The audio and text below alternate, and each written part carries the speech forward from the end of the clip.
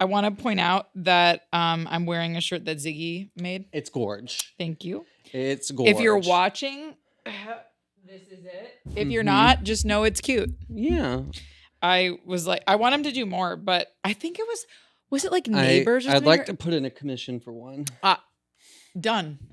Although I will say his moods. He is back ordered on a gift for my sister. He got very excited about painting something for my sister, and he was really into it for exactly one day.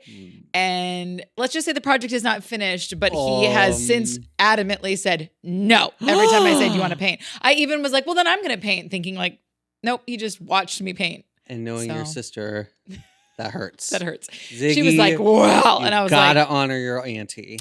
So I will get you a commissioned T-shirt, but I can't promise you when. That is fine. In the next probably 2 months. Well, I have a whole rest of a lifetime to get one from him. So here we are. Fair enough, darling. Hello, how are you? I'm good. How are you? Good. A little sleeps. Yeah. We both were. It's a weird week. It's a weird week. It's a weird week. I'm coming out of the weird week, but there was like a couple days where I was so knee deep in the trenches that if anyone, including loved ones, looked at me a hair too long, askew, I felt myself going, "What?" And then I said, "I don't like that in me." Yeah, that beast. I'm feeding the wrong beast, but sometimes it just yeah. It's been a week, but yeah, we're here. We're here. The Script Daddy energy is going to. It's already brought me back. I was going to say from the brink. I'm not at the brink. It's just one of those weeks where I'm just annoyed and anxious and annoyed. But and you know mostly what? annoyed. Oh, but also just a little bit of annoyed, you know. Annoyed is one of my easiest go-to emotions. Yeah. More than anything else. I'm quick to annoyed, as my husband would love to point out. I am too. Sometimes I wonder, is it a defense mechanism? And I feel like probably yes. But sometimes shit is just annoying. Are we going to be those like ornery old people? Oh, I really, really, no, we're going to be really very fun not. old people, but we're going to be old people that don't take any fucking shit. Oh my God. As most old people do. Right. Like, but hopefully in a way, but we're going to feel justified. That's the problem, is everyone feels justified. And right now, some of those crotchety old people were like, "Why are you so freaking crotchety?" But then we're going to be like, we deserve to be crotchety. We've earned this. Yeah. Exactly. So anyway, welcome to Script Daddy. Welcome to Script Daddy, where we're easily annoyed. Unless we're talking about scripts. Yeah. If it's a good one. Fair. I'm your host, Colin. I'm your host, Carly. And here at Script Daddy, we read scripts, watch the movies, and discuss the differences between script and screen. Hi, YouTube. Hi, the tube of you. Well, you know what? We never break the fourth wall and say hi. Thank you for watching on YouTube. I'm sure we have blown up by now. Just stacking those views, millions of subscribers. And here we are. I thought about it today. I was like, oh, the vast layers, or just like the spectrum in which I have dressed in this season makes no sense. I have worn a nice dress. I am wearing really baggy jeans and a shirt that my son drew on. Yeah. And I'm loving that for me. Well, I've worn all black in every episode except this one, in which I'm in jeans, hamburger socks, some Doc Martens, and a gray shirt with dancing skeletons on it. It's giving the most straight boy it has in quite some time. It's a straight boy fall in the gay world. The gays are dressing straight. And the straights are fucking pretending to be gay with their little crop tops and their painted nails. Enough. Even though you and I both agree we do like a crop top on a man. Love a crop top. But it can also turn quickly. Love a crop top. We're both trying to get if you're a straight guy, that's worthy of it. But if you're just one of those guys that's trying to signal to women that like, oh, I like fashion and I'm sensitive, but you're really just a fucking asshole. Oh, no, yeah. Get out of here. Get out of here. If the crop is trying to give faux lover boy, yucko. Exactly. Icky, ickus, yucko. Exactly. But if you're just like hot and you like a shirt that's a little bit shorter, and for my gays out there, head to toe Carhartt, it's got to go. It's got to go. And the mullets, okay, this is my hot take for the week. Wait, has Carhartt seeped into the gay world? It's been. Oh, it has? Okay. My hot take right now is that I am, speaking as someone who had one for the better part of a year, I am done with mullets.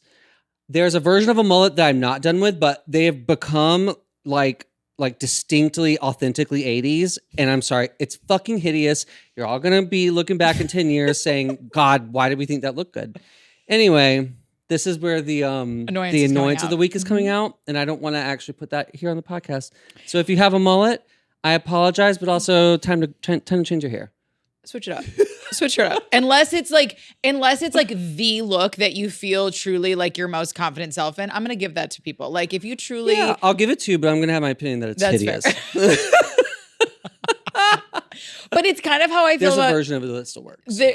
It's kind of how I feel about mustaches, though. Like there is 2% of the population that can pull it off, which means there's a lot of people with mustaches that I'm like, ew. You see, I used to hate mustaches, but I don't hate them on the right face. Yeah, but a lot has famously to contend. Told my boyfriend that famously, laughed in my boyfriend's face the first time he shaved one a few years ago, and he has never gotten over it. And he looks so hot with a mustache. But now I have done a 180. I think a stash is stashing. And people who I don't think could rock a stash can, but it's got to be a full stash. But there's a fine line. Sometimes they get huge. When it's a fucking huge brush on your face, I'm sorry, enough. If the world's biggest caterpillar looks as though it landed on your face and died, send it back to 1864. I'm done. I'm done. Get in the mines and shut the fuck up. Anyway. And on that gorgeous note, today we are doing a classic Birdcage. A classique. Yes. Birdcage. This is only the second time I've seen this movie. Birdcage. This is the second and a half time. Because I watched it once, then I watched it again but didn't finish it. And then I watched it yesterday. Illegal. You're jail. Being charged. I'm being put in gay jail. Gay jail.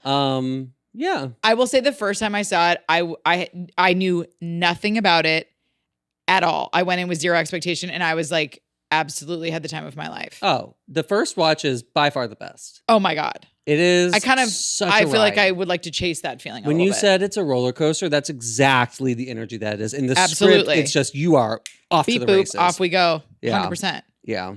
Yeah. So should we just get in? Yeah. Let's dive. Get into it. Baby. Okay. So this log line feels pretty spot on. It's lining and logging. It's lining and logging. You know what? There's log lines and there's logs, and most of them are logs. As in doo-doo logs. Doo-doo. In case there was any ambiguity with that. But you're really not wrong. A line or a log? I think this is a line. Let's see if okay. But again, I want to be very clear. The expectations are low. Yes. Oh, that was a good below the floor. Pop, but that was sorry, Ryan. No. Oh, but it felt kind of good. Okay. A gay cabaret owner and his drag queen companion agree to put up a false straight front so that their son can introduce them to his fiance's right-wing conservative parents.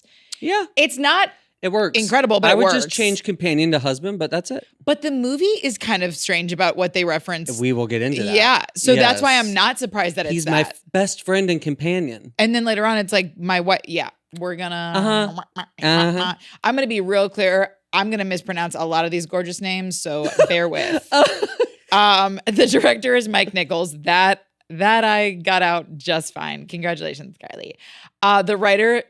Okay, so like Gene Hackman. No, he didn't write it. Oh, but he's in it, right? Yeah. Poiret, I believe. Poiret.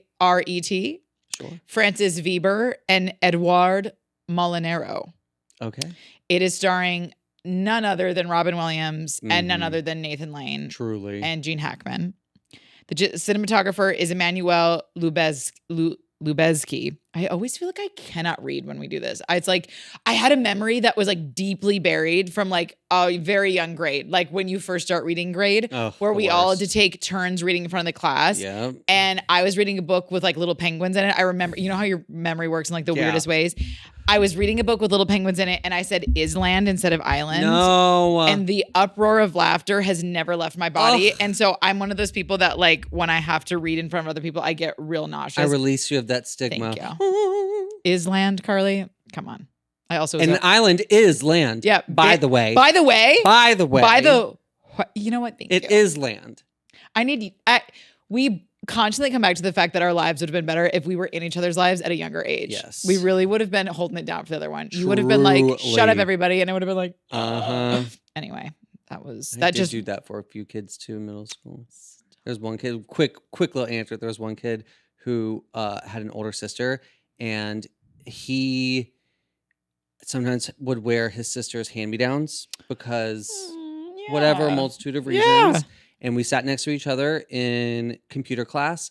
And one day the teacher went out for a second, and the other kids around me were roasting this poor kid for wearing those like stretchy black bell bottoms that were so popular in the late 90s.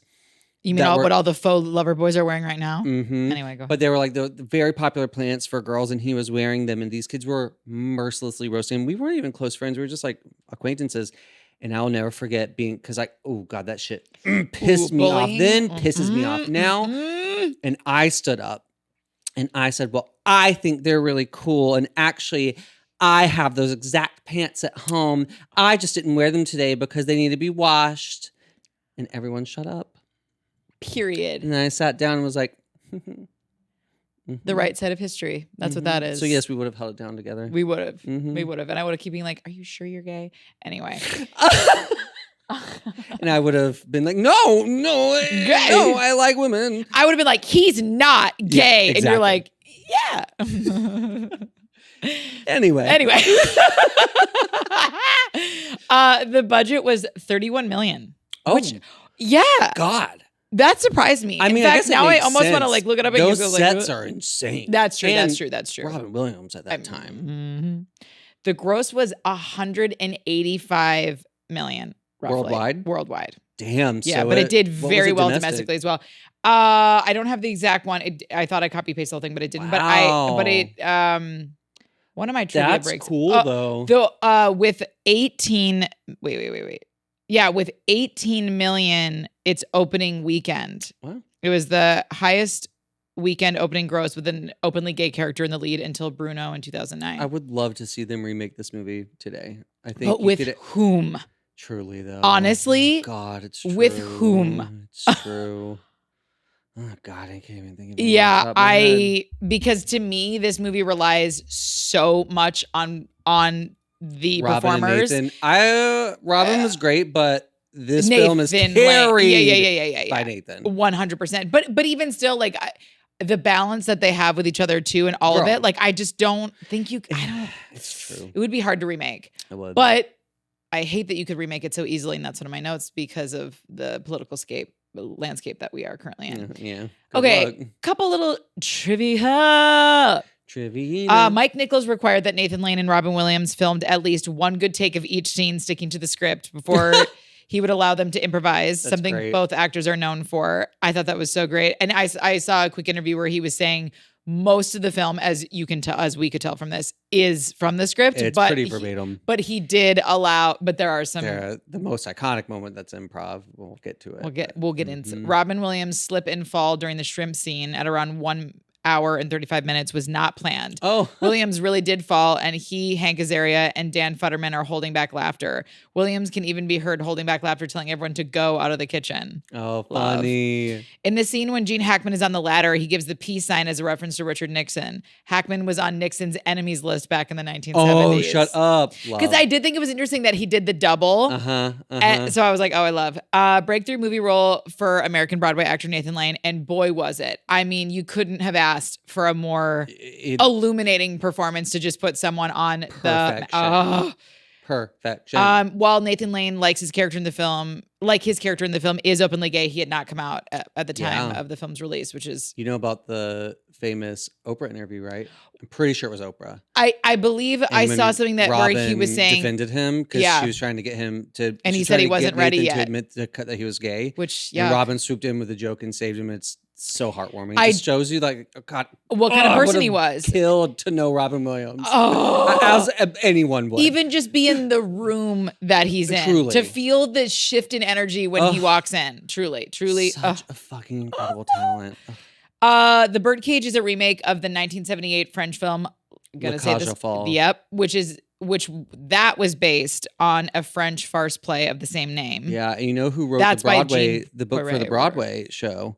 I just saw online today was Harvey Fierstein wrote the book for the Broadway show. Isn't that wild? That is wild. Wild. When Mike Nichols first approached Nathan Lane on playing Albert, Lane turned him down because he was set to star on Broadway in a revival of A Funny Thing Happened on the Way to the Forum.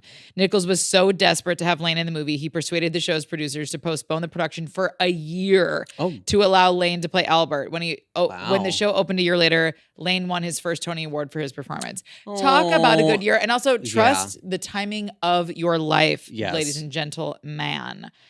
Okay, this is the last one. I thought this was very interesting. And let's just say it's a bit of a breadcrumb for some big feelings Carly has. While the popular interpretation is that Senator Keeley is the film's antagonist, another take is that Val fits that role better. Yeah. While Keeley is conservative and homophobic, it is Val, and also racist and, anti-Semitic, all of it. It is Val who asks his fathers to conceal who they are so that he will be accepted by the Keeleys. We will get into that. We're going to put a little pin. We will. We're going to put a little pin. I have thoughts about that. And then I also have thoughts that came in after that. Oh, I'm excited. Yes. Oh my God, interesting. Okay, yeah, no, I felt that heavy this time. It's almost all I couldn't could see. fucking stand him on the page or the movie anyway. Yeah, we're gonna. What was your Script Daddy score?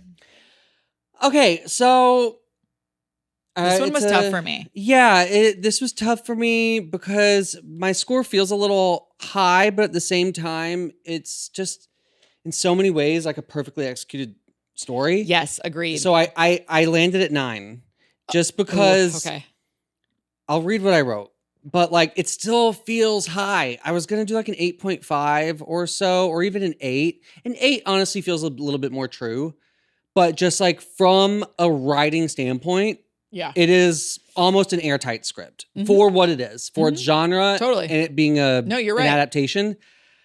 I don't know what I'd change. Anyway, this is what I wrote. I said, this script was truly a delight to read from start to finish. It's one of those comedies that you just don't see nowadays. The perfect blend of slapstick, social commentary, and whip-smart punchlines. It has so much to say, but none of it feels forced or like you're taking your medicine. Instead, the themes and messages are made very obvious, requiring little to no digging to uncover. The star of the show by far is the dialogue. The script is chock full of incredible timeless comedy. The writer plays masterfully with plants, payoffs, and irony, sharpening the comedic beats and raising the stakes at every turn. There's barely any fluff, and the story is so expertly dialed in that it flows right off the page frictionlessly. If you want to write a comedy, add this script to the top of your reading list, particularly for the dialogue. Completely this is agree. like, it's insanely gifted comedic writing. And like you said, it really is timeless. So much of it. Some of the dialogue is specific to the time, but for the most part, the humor is pretty fucking timeless. Yeah. In fact, I'm referencing one of my daddy dues, but the way they weave humor into it without, you never see it coming. Yeah. And that is craft. Because I really do feel like that, and you and I talked about potentially trying to do some more comedy scripts, because comedy is a tricky little bitch. To get it right, actually have be funny, it's wild. To not have a reader constantly be prepping for when that next line is going to hit. I didn't do that once in this script. Yeah. I mean, truly. Yeah. So I give it an 8.3, which feels weird. Fair. My heart wanted to say 8, honestly, and I set it on 9 just for any number of reasons, but yeah. 8.3 because, like you said, for all intents and purposes, like the formatting, they did some cool formatting stuff, which did you with the characters in the slug line? Oh yeah, I thought that was interesting. Really seen that. I hadn't seen that before. I hadn't seen that before. I didn't mind it. I didn't think it was something. It didn't help me. It didn't help. It didn't help. It didn't help. It didn't help. It also didn't hurt. Exactly. Just. I wouldn't necessarily suggest doing it, but anyway. I wouldn't suggest doing it, but I didn't. It was just kind of like an interesting thing to observe, to be like, okay, like, I felt like the dialogue and the tone were its strongest suits, and the fact, like, essentially what I wrote was, by far the most standout thing about the script is the way that the tone, humor, and characters completely lift off the page. Yeah, to the point where, like, there were moments watching the movie where I thought the moments would be even funnier than how I perceived them, and they weren't. They were equally as funny, which is not any dig towards the performances, because they really were good performances, but like that just speaks to how good the writing is. Yeah. So much of what was funny on the page, like laugh out loud funny, but none of it felt heavy-handed or forced. I thought that one of the weaker points was that I found visuals for the locations to be very confusing. I was really in the weeds a lot of, now granted, what's weird is there's very few locations. Yeah. And yet I often found myself going like, what are we picturing here? Like what is the deal with that? Nary a character description. Oh my God. Well, Like- and the fact that the 3 male leads outside of Val are all A's and they all kind of sound similar. I really struggled with that for the first half of the script. Yeah. I was like, who?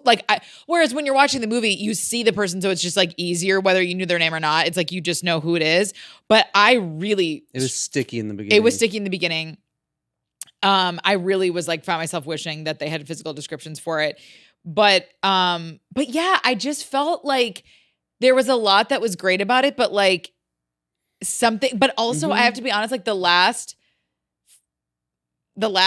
bit of it was like, it kind of got a little like draggy for me, where with the reporters and it started getting it started taking away from I do agree. From the internal conflict of what like we were supposed to care about. I was like, if we go to the journalists and the reporters one more time, like it was taking me out of when I felt like you're at the point in the movie where I want to be like as in as possible. Totally. So like that just kind of made me go like, it's as high as it is because I was genuinely so impressed by the humor on the page, and that I found myself like guffawing out loud, like truly. And that this was from 1996. Like, but there were just other aspects where I was like, You know what? Yeah, I'm not going to renege on my score. I'm still going to like give it a 9, but like honestly, I mean, I've already said this 3 fucking times, but no, like, yeah, it is more accurate to between 8, 8.5. But again, it's not in any obvious ways. You don't look at the script and go like, oh, there's really obvious issues here. There's not. Yeah. From a structure standpoint and just like executing the story, I mean, great. But like, I read the synopsis of the stage play and it's like verbatim. So I like, interesting. Chicken and egg. Interesting. What was your movie score? A 9 as well. And here's what I wrote. I said, but also that like, yeah, I mean, I love this movie. It's so funny, but it's not necessarily a film that I'm like, ooh, I gotta watch The Birdcage right now. Yeah. You know what I mean? Totally. But it's still great. And it's I don't know, maybe it's this week, but I had a very interesting experience with it where I loved it and wanted to give it its flowers, but at the same time, my heart is leaning in that 8 area. Anyway, I gave it a 9. It says, this movie, just like the script, is a joy to behold. What little fat there was in the script, they cut back, and it made the narrative even more crisp. I particularly love how the comedy is so sharp that they could get away with very minimal score. There's like no scoring. That whole ending scene, like in the apartment and everything, no score. Literally no score, because the comedy is so sharp and stuff that you like. Sometimes they want to like heighten beats with music. Didn't need it, and it's I noticed that like 3/4 of the way through. I was like, wait, there's no score. What the fuck? Anyway, damn, I didn't realize that. That's impressive. I particularly love how this comedy is so sharp that they could get away with a very minimal score, not needing to emphasize certain beats with music.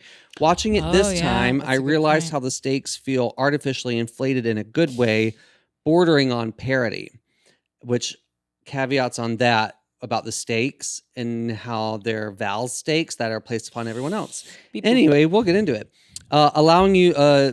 Watching it this time, I realized how the stakes feel artificially inflated in a good way, bordering on parody, allowing you to lean in even further and happily suspend your disbelief. Although the script is wonderful, I can firmly say that this film wouldn't have been the same without the magic Robin Williams and particularly Nathan Lane brought to the characters. It's one of those pieces you can rewatch throughout the years without ever growing tired of it, but I'm not rewatching it a whole bunch. Yeah, I do get a little, I feel a little bit of a lull in the second half of it. Yeah. Even though but on the page, it felt more like frantic. Yeah. But in the movie, I mean, it's still frantic, but I don't know, it takes its time a little bit. Yeah, I agree with you because like I said, the magic of the first time I watched this movie, I truly was changed. I was like, what a fun... So good. Great fucking movie. And When's the first time you saw it? Because mine was 2020 or so. I hadn't seen this movie up at that recently. I want to say mine was around there. Maybe more 2016 or 17, but like still I was older and like I just it somehow missed me and I just couldn't have adored it more. So I did. It is funny when you do like the fine tooth comb of it all, how sometimes like it just alters something. It doesn't make it less good. Yeah. But it also speaks to the power of just like filmmaking in and of itself when you're not doing the document and seeing all the different things. Because again, I'm like, this is an iconic movie for a reason. Yeah. And I do attribute most of that to their performances, as you said. Mm-hmm. But at the same time, when I was looking at it with a more critical eye, I found myself feeling frustrated by the fact that like it felt like it was compiling. So, okay, I was an 8.8, which I was surprised by. I thought I was going to be higher than that. And I felt weird about it because, again, I'm like, this is a classic film and I like this film and I will watch this movie again. But it was like something about looking at it just from everything we do with this that made me go like, oh, there's some stuff that could have made a big difference, I think, to me at least. Yeah. And I feel like part of it being that we were meant to constantly feel like the stakes were so high, and yet they never really felt that high to me. And it was kind of like you said, it was because like the stakes were only real for the Keeleys and for Val. And that all the like the whole thing would have not been a film if Val just said, you can't come this weekend, come next weekend. Because then they would have had they could have figured it all out. But it was like the immediacy. And I know that it was built upon the fact that the Keeleys became desperate for like, we have to revamp or whatever. But I'm like, it still felt like I didn't feel the urgency that I felt like I would feel by going like, oh yeah, they got it. Like, and I have to be honest. Very stage with that. Yes, know? Totally. I can see how this would like truly sing. I just keep feeling like my mic is falling into my crotch. I can see how this would like truly sing on stage. Yeah. Like, especially all the back and forth during the dinner. But I'm going to say what needs to be said. Say it. I put this in all caps. Why couldn't Val have been better? And I mean this from every direction. His performance, you could have not changed one line. And I still would have been annoyed with the fact of what he was asking of his parents. But he played it so one note. He was directed, I don't know. But he was so one note that by the very end, it was the fact that we had any shift, it was exhausting. Yeah. It was like he had no choice but to finally give in. It was not something that there was no turning back at this point. They could not get themselves out of this hole. He was such a fucking brat from minute go. And him being like solemn, like it felt like an afterthought. And this solemn pride that came out for his parents after literally being pushed into a corner and having no choice but to finally own what was going on. It was so weak, and it weakened the whole thing for me because I was like, I wanted to see, I understand as a parent of a 2-year-old going like, your love for your kid, you want to make them happy, you want whatever. Sure, fine. That only goes so fucking far. I wanted to understand why these two men who were so enamored and in love with him would be willing to do what they did when it goes against everything that they have built and done and achieved for a little brat who barely even hesitated to say, this is what I need from you. Yeah. Do you know what I'm saying? Like, I do. Like, I'm like that. The stakes would have been so different if we, the viewer, fell in love with Val and we were like, oh, you know what? I fucking hate that he's asking his parents to do this, but like he's in love with this girl. Yeah. Also, why were they so young? I'm like, them being so young and this urgency to get married felt weird too. I mean, I think that's very of the time. I guess. I mean, it still happens based on what region you live in. I mean, the South, for sure, are getting married, you know, right out of college, but getting married, having babies by 22. No, but like, the story, it felt weird though, because it was like another false sense of urgency. Yeah, it's like, because their whole, like, I mean, there's the whole joke of like, oh, you're throwing your life away, but that also that there's like this kind of part of them that like doesn't want him to get married, period, because they're kind of sad that he's straight. Absolutely. Like the layers of it for me with Val, because like I felt the exact same thing. I was like, I'm pissed at Val. I hate Val. You are being such an asshole, and you are not considering what this means for the people who raised you, and how they've, you know, had to come to terms with their sexuality, and especially back then. I mean, and where they would have grown up in. But like then I thought, but this is where if you remade it these days, you could probably add these layers in and have it be a really well-rounded experience, is that Val, and they even kind of acknowledge this, Val growing up with two gay dads back in the 90s would have been hard as fuck. Yeah. Really, really difficult. And so then he grows up, he's not gay, he's straight, he falls in love with a woman. So then him falling in love with a woman and like feeling like he has to hide that from her and her family because of his parents, who his parents are, even though she knows, hide it from her parents. He's still trying to appease that, but it's like these shades of internalized homophobia, where it's not so much internalized because he's not gay, but you know what I mean? It's these shades of like homophobia that society places upon men, and how I could see how a kid growing up in that situation, when you're met with any sort of pushback towards it when you're older and have agency over your life, I could see how maybe that would spin someone out and make them feel, and because another reason it played into it, I liked the age because that made me understand more why he's being so petulant about this. That's because fair. That's being fair. that young, That's fair. everything feels so urgent anyway. That's fair. That like I could see it, but also like that actor was clearly like fucking 26. He was 27. Shut up.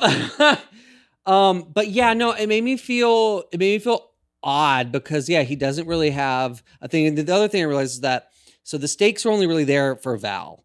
Yeah. Because Val doesn't want to jeopardize his relationship with this woman because her parents are conservative freak assholes. Yeah, I said it. Freaks. And that urgency and stakes there for him, of course, become the stakes and urgency for his parents. Right. Because they love him so much. Totally. So but none of this is said, but that's another thing that you could kind of put into a new script is like, when you love someone enough, if something means something to them, it means something to you, even if that means compromising a little bit of yourself. But at this level, that's also should be part that they should have hit the messaging of it more, that like Robin Williams, his character, compromises this part of himself. He even says, I spent 20 years to get this point.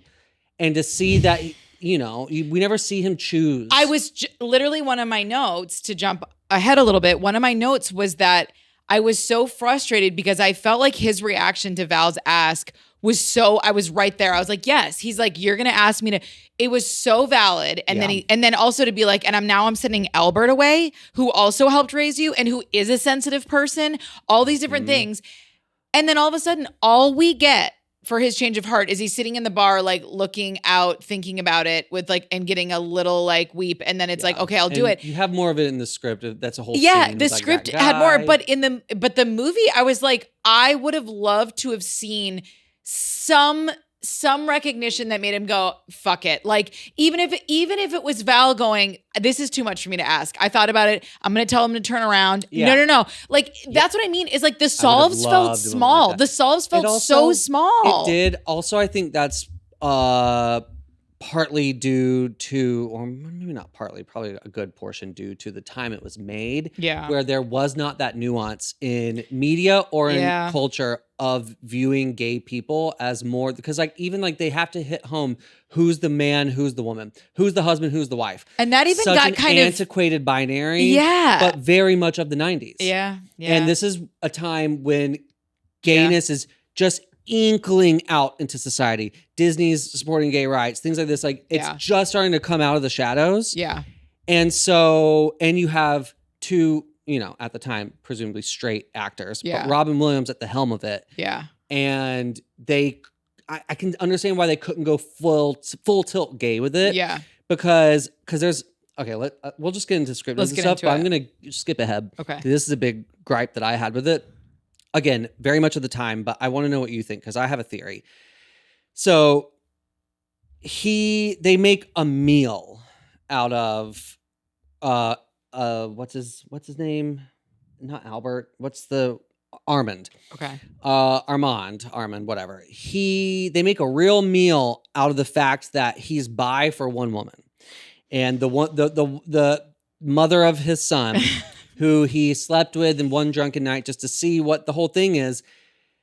They really make a meal out of the fact that he loved it. And like, Yes. it could be that he's bi, but they never say that. It's this whole thing that I think was to service Robin Williams as a male, straight leading star, to show straight audiences he's playing a gay guy, but he still likes women. He's still interesting. I didn't interpret that way. He's still a little straight because they're like, oh, well, how long did we go? Oh, they had sex for over an hour and they did it twice. And like, he's even being wooed by her now to the point where he's having his husband sit out there and trying to, oh, should I drop you off at a cafe? Because he's like excited to go see this woman. He's oogling her legs and shit, and then fully letting her come on to him. Like, as if it was like, and I was like, that is weird to me. Like, I get the comedy of it all. Like, obviously, like, that's the other thing. Like, to get too granular with it is like, whatever, because like, this is a piece that is pretty much a parody and it's very ridiculous and heightened. Well, but I feel like they had to be like, he's still a little straight. Well, do you know what's interesting though, was I interpreted it. So that was in the script. All of that was in the script. And Robin Williams was offered Albert. What? And really? He said because he was coming off of Mrs. Doubtfire, he didn't think that was the right choice. Yeah, fair. And then Actually, I believe he also kind of championed Nathan Lane a little bit as well. Yeah. So what's interesting about that is that wouldn't make sense for that. True. But It's also all my assumptions. I interpreted it more as Armand is a selfish guy. Like, he's not a perfect guy. And that, like, while I found myself going like, why do I agree with Albert 99% of the time in this movie? Well, not when he goes on his horrendous, like, conservative rants to like whatever. That I don't agree with. But I mean, I say, why not let it go down with the ship? Oh my God. The whole moment is insane. Wild. Absolutely wild. So not that part, but I'm saying like, I actually felt like Albert despite the absolute drama that was pouring on, he was having the most like, realistic is the wrong word. I just understood his reactions to everything because I was like, he's the only one that's going like, what the fuck are you talking about? That to me, it was like there were multiple times where like I think we started seeing how dramatic Albert is. So it's like easy to just go like, oh, Albert's dramatic. But like that being said, Armand, so often he didn't think twice about kind of being like, yeah, we'll ship Albert away. Well, whatever this way. Yeah, that to me, it was more of like a moment where it was like, it was less about like that we need to showboat that like he could be bi. I was more just like thinking like the ego of it, where it was like, he kind of liked that there was a woman that he could have sex with, that it resulted in a pregnancy, gave him the kid that he ultimately wanted. I agree.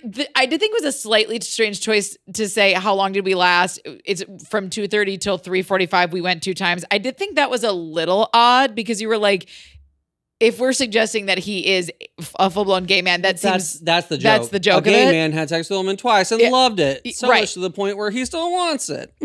But to me, I guess it seemed more like someone who was reveling in the attention and in the ego of it all. I like that more. And they needed it to once again upset. Albert needed to walk in on something and feel once again betrayed, even though I did feel like we did that like maybe too many martinis. It was a lot. I was like, and I felt that first in the script where I was like, we're doing the same runner over and over and over again in a way where it was like, almost bothered me because I was like, again, Albert's dramatic, but he's also not wrong a lot of the time. Like the things that they were asking of him were so fucking shitty. Insane. And the way Armand went about, like, you look tired. And again, like ridiculous reaction, but like everything around, no one was taking care of him at all. No, if this were in the real world, out of every character in there, the one who had the most bravery and strength would be Albert to live his life so outwardly feminine. And like in charge of it, in control of himself, So not in control of himself. He's very, but you know what I mean? He has agency over his life and he's chosen this. Totally. This and way. I also felt very aware though of like Catherine, where I was like, she felt like, I love Christine Baranski. She's incredible. No, but I mean, like, I thought it was more of a fun moment to see the fact that, like, she's still kind of proud of the fact that, like, she had her man and that she still finds him very sexy. Yeah. And that they had some champagne and that she was pushing the limits because she wanted to. Yep. And, like, so I saw it more as just another example of no one really considering Albert. And that in many ways, Albert did come in and save the day. It was just that Catherine, the timing of the whatever, but that I'm like, all of you were shipping him out to pasture, and he came in and was the one that the parents liked the most. If that's the whole point of this is to win them over, he did it. No one else did. It's true. And so it was just like, to me, it was a contrast that I actually liked, but I get why it would rub you the wrong way, like as a gay man. It didn't rub me the wrong way. It was just a thought that I had when I was watching it. I was like, I wonder, like, he couldn't just be, because my thought was like, because I don't know, like the synopsis I read of the stage show was verbatim what the movie is. And so I don't know if that happens in the stage show or not. And that's why they kept it in there. That's why I'd be curious. And interesting. I feel like my take would only be valid if it's not in the stage show and they added it in for the movie. But that was just like a noodle that I had while watching it.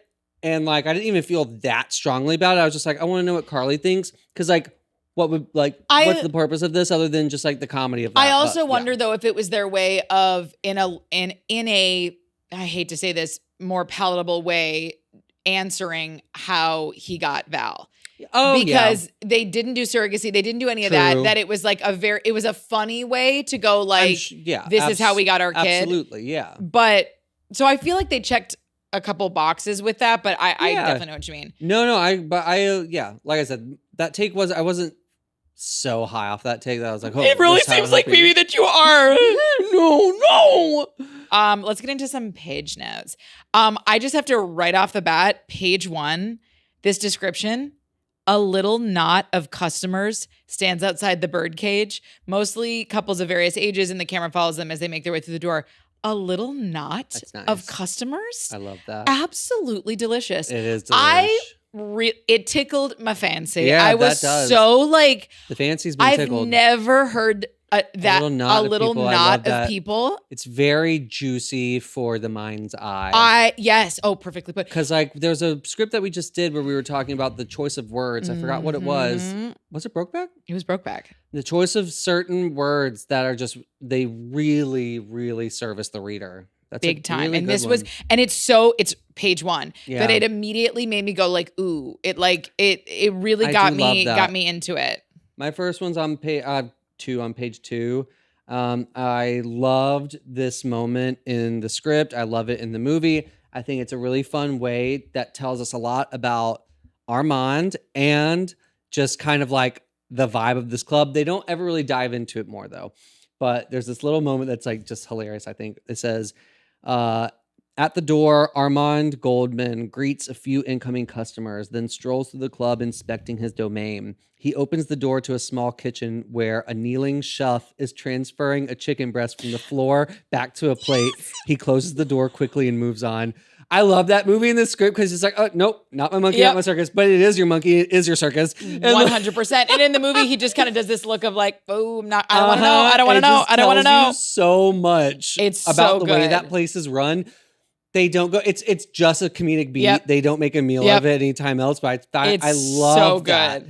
And then on page 2 as well, I said this is a nice, crisp location description. This is when we go backstage, and I really liked this description of the backstage. It says backstage, narrow, cramped, little more than a corridor lined with cubicles and doors. That's not like reading it out now. It's a very basic sentence, but I like that because like it's very economical, very quick. But like. I could fully see it. And that's not really as much how it is in the movie, but I enjoyed that. I loved this. Page 3, I think it was Cyril. I don't believe. Yeah. Do they refer to him? Cyril. It says, whatever it is, springs into action as the opening number ends and one of the girls runs off stage, tearing off her costume for a quick change. Under the sequin bra is a flat chest. Under the flowing wig is a crew cut. Under the little skirt is a jockstrap made of ace bandages and tape. Great reveal. The reveal, because they just keep saying the girls, but like with little quotation marks around it. Another great use of word. Yes. For the haircut, crew cut. That's a great specificity. But also, this is it's so funny that I was saying that a lot of times I felt a little discombobulated with some of the locations, because that being said, this is such a visual description. Yeah. It's so, you can see, I could see it. And then when I watched the movie, I'm like, that's exactly what I was picturing. It was like this ding, ding, ding. Like, oh, yep, that's a man. Like, do you know what I mean? But done with that flavor, that funny flavor where they're not making a meal of it. There's no commentary. It's just like, here's the visual to show you these are men. Yeah. These are drag queens. Mm-hmm.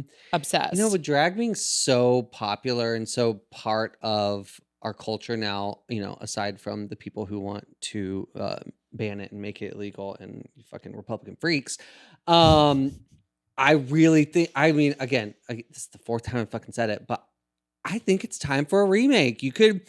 There are some drag queens that you could put in this that could maybe do it. That's true.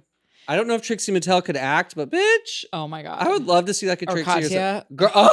Both of them. Oh my God. Them as Albert and Armand, I would die. Actually, I do support this.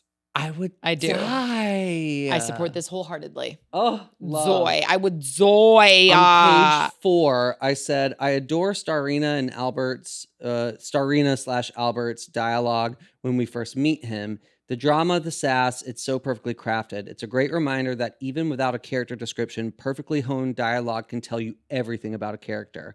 However, I do think that a character description would have helped a lot here, aside from the glorious dialogue, especially to nail home his line of dialogue on the next page when he says, "No, I don't want him. No, I don't want him to see me. I'm hideous." I didn't write down his dialogue, but like if you've seen the movie, it's perfection. Wait, sorry, are you finishing that? Oh yeah, I'm done. One of my favorite that made me laugh on the page, and I laughed out loud when I was watching it last night. Albert goes, "Whatever I am, he made me. I was adorable once, young and full of hope. Now I'm this short, fat, insecure, middle-aged thing." And Armand goes, "I made you short." Yes, I made you short. The delivery is, "I made you short." It's like so good. It's so good because it's like both gay men, but like Robin Williams is the perfect straight man. Yeah. To like where he's so. I did like the choice to not have them both be as Queens. On the same level of drama because it made for such the juxtaposition. It does. You gotta have because it like moments like that where it allowed it felt like it allowed Albert to really go up there, and then you'd have these grounded moments of "I made you short." And and it's funny too because you see how their dynamic is just like it almost feels at times like Armand is like feigning his annoyance with like he kind of loves that Albert's like this. Clearly he does, otherwise he wouldn't be with him. Right. But they have this cat and mouse like push and or it's like more cat and dog like push and pull between them. That is so great. But like if you haven't seen the movie or read the script, this is Albert, who is Nathan Lane's character. This is his first line of dialogue in the whole movie. So Agador, who's like their houseboy, comes in. He says, "Just put these on, please." And Albert says, "No, Agador. Victoria Page will not dance the dance of the red shoes tonight or any other night." And it's so good. I love it. Like because you just again, there's literally no character descriptions in this. One character has one, and I think it's the senator, but their dialogue tells you everything about them. Their dialogue and their actions I still would prefer one. Yes. But especially for Albert, though, you understand everything. Yeah, you do. My absolute might be my favorite thing in the whole movie, actually, and it's so small, it's only in the beginning, the Pirin tablets. I'm obsessed. It's absolutely iconic. If it wasn't for the Pirin tablets, I don't know how I could go on. You're giving him drugs? Yeah. It's aspirin with the A. It's just aspirin with the A and the S scraped off. I love it. Absolutely also, perfect. A moment for Hank Azaria. Oh. I'm sorry. Give him We have his the flowers. two incredible leads, but he's phenomenal. He steals scenes against these two brilliant comedians. And with like the physical comedy of it all, I die. I die for Agador. He's perfection. He's absolute perfection. It's one of the trivia that I forgot to mention was that it said he realized like 2 weeks in he was kind of loosely basing himself off of his grandmother. Oh, I love it. But no, he makes every moment he's in better. He does. Absolutely. Like, is it because of my Guatemalan-ness? He's like, "You're what? My natural heat." So my next note, I'm jumping a little bit, but page 11, Agador says, "Why do you treat me like a servant?" And Armand goes, "Because you're my fucking house man. Now hurry." And Agador goes, "My father was the shaman of his tribe. My mother was a high priestess." And Armand goes, "Well, then it was pretty dumb of them to move to New Jersey." And It's like, yeah, it was. Yeah, it was. It's delivered so well. But it's funny on the page. It is. It's like there's so many. My father was the moments. shaman of his tribe, and my mother was a high priestess. Well, it was pretty dumb of them to move to New Jersey. Hello, it's so fucking when you good. Put me in the show when you get some talent. Ugh. So good. Page 10, I said this interaction is so hilarious and quick and sets up the character dynamics even further, all with the use of incredibly funny comedy. This is a comedic masterpiece. Albert says, "There's a man in your life, isn't there? I sense it. And I saw a bottle of white wine chilling in the refrigerator. I only drink red, and so do you." Armand says, "There's no man. I'm switching to white because red has tannins. There are 150 people out there waiting for you." Starina hands Armand an anklet. Armand kneels. Armand vaseline the anklet. "Waiting to applaud you. To applaud the great Starina." Starina suddenly kicks Armand, knocking him flat. Kicks him to the ground, and Albert says, he goes, "What do you do while I'm on stage? Where do you go while I'm killing myself on stage?" Armand begins to struggle up. Starina screams, "Go ahead, hit me. Go on. That's what you want to do, isn't it? Well, do it. Hit me. Go on. Go on." Armand glances discreetly at his watch, then strikes out without aiming. His hand connects vaguely with Albert's shoulder. Albert screams and falls to the ground as if shot. Armand holds his hand, wincing in pain. It's so good. It's the absolute drama. They really have him just come out the gates like boom. It's perfection. It's perfection. It's Starina / Albert who grabs you by the neck in this story and shows you what this is going to be, what this ride is going to entail, is perfectly encapsulated in him. Absolutely. It's so ridiculous. So fun. And we never kicking him to the ground. And we like what? And we never really learn why he's so worked up. No. Other than the only like little sprinkle we get is him assuming that there's another man in his life. Yeah. Which I love the way they play it off. The red herring of thinking it's another man, but then it's their son. It works on the script. I remember the first time I watched it, I was like, I fucking love that. And it's very well done in the script as well. It is. They pull it off really in the script. Nice. You do think he's meeting with his younger lover, and then you do. It's and that dialogue between them, it's great because it works both ways. It does work both until ways. It doesn't in the way where you're supposed to. Yeah. Yeah. It's very well done. Very nice.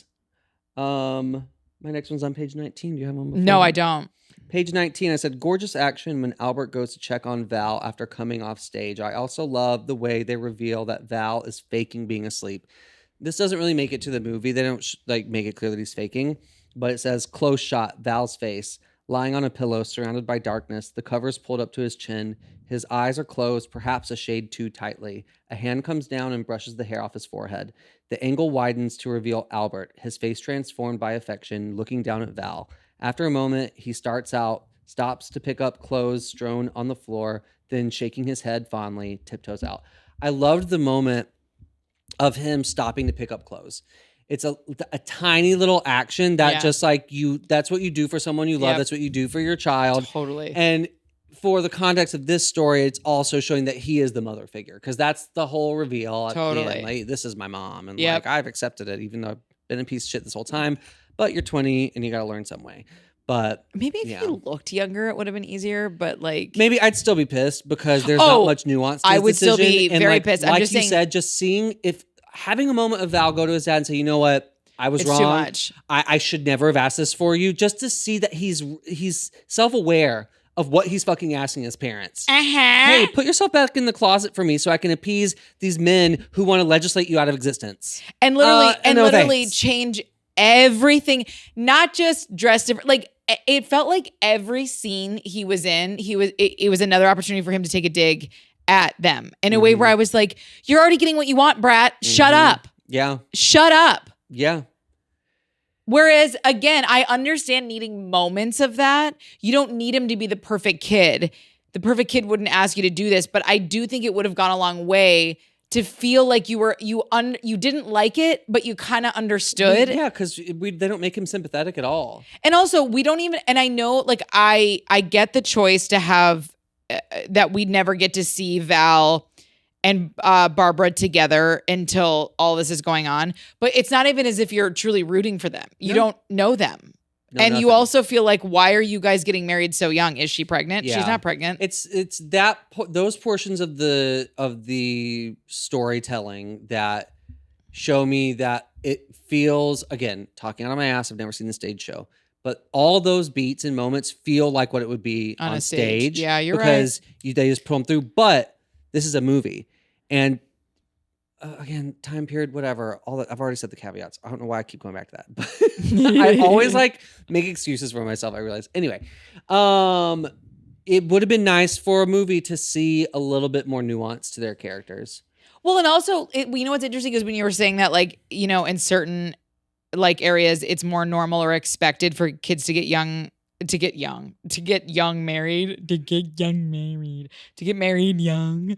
The parents don't even want it. Keely's parents don't even want it. So it feels like, why are you guys rushing to get married? Because there's no external pressure. True. Yeah. Yeah. Which, you know, be a great reveal at the end is that the daughter's pregnant. I know. That would be great. I actually had that thought. I'm like, this would have been the perfect solve if at the end it was like, so that would be a great button up too. Yeah. Oh, so everyone's great now, huh? By the way, I'm pregnant. And the mom like faints. Yeah. Yeah. It's truly like just such tiny little things. Whoever owns the rights to this, hire us. We'll write you a great script. Nuanced and layered. There you go. Modernized. Modern. My next one isn't till page 33. I have 137, so give me 33. Okay. I am obsessed with this dialogue. It's phenomenal on the page. It's phenomenal on the damn screen. We have to clip this in. Like, it's just like, I can't. So Armand goes, let me do this, Albert. This is a complex number full of mythic themes. You were invented by the woman who's singing. You're her fantasy. This gorgeous fantasy, free and arrogant. And then suddenly you, the fantasy, see her, your inventor, and she becomes your fantasy. Celsius goes, I don't think I get it. Albert goes, try more gum, which is genius because prior he says he needs the gum to think. And he's like, well, then you need more gum. You're wasting your gum. Yeah, you're wasting your gum. And then Armand goes, Albert, well, you have to explore it, Celsius, but start with the premise that when you see this stunning, smoldering creature, she transcends your desire to chew. She electrifies you. Something begins in your pelvis that travels straight to your heart, but hit the pelvis. It's so good. Again, so good on the page, and they absolutely killed it on the screen. It's so good. And that scene in the movie is made even more iconic because in the script, if you've seen the movie, you know that this is when they're rehearsing. Hilarious scene. The dialogue, the quips back and forth, and that are so. I mean, it's sharp, but that scene really pops. Sings. There's a moment where Armand, Robin Williams' character, in the script, he says, just do some dancing like this or this. But in the movie, which is one of the most iconic improv scenes that Robin Williams did, he goes up with you can do Twyla and Fosse, blah, blah, Madonna, but keep it all inside. I love the way he ends it, but keep it all inside because that's not on the page. No, yeah. It's so genius. Like that man. Oh, he operating on another level. Page 36, I said this was a really great use of show don't tell for a joke. Val, little shit Val, goes, and you have to try, to be a little less obvious. Change your mannerisms a little. Armand goes, what do you mean I'm obvious? Val, and it says pop. Val walks over to Armand, runs his fingers down his face, then smears the makeup from his fingertips onto the wall behind him. And Armand goes, Val, I just had the walls sponge painted. It's such a great comedic moment because it's you don't always get to show and not tell with comedy, but it was a perfect setup where it was because like in many ways Armand isn't obvious. That's why it was a great setup because Armand you could very easily pull off straight way easier in this world than Albert. That it was almost like you're almost going like, oh, what's making him say that? But then the gentleness in which Val touches his face, it almost makes you go like, oh, is this about to be a sweet moment? And then just runs it on and you see this like kind of orange. It's so good. Great. Because it's kind of like you would say, it's kind of back-footed. Yeah. Which made it even funnier. But I mean, this movie, the writers really, really, really know a good punchline. Yes. And because that's like an off-kill, like, it's like an unexpected punch. Like, it is a punchline, but it's like it's just so simple. It's like an action.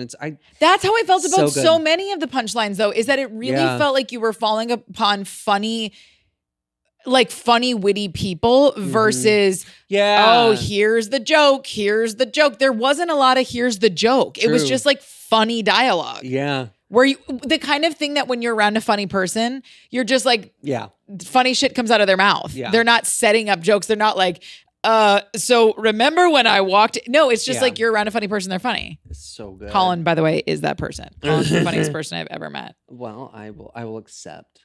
Page 37, I said the script is always heightening the stakes, even though the stakes are loose, but the script does feel like the stakes are heightening, even though if you really actually look at what's at stake here, it's pretty low. It's their marriage of these 20-year-olds, but like, it's still like, you don't know them, you don't care that much.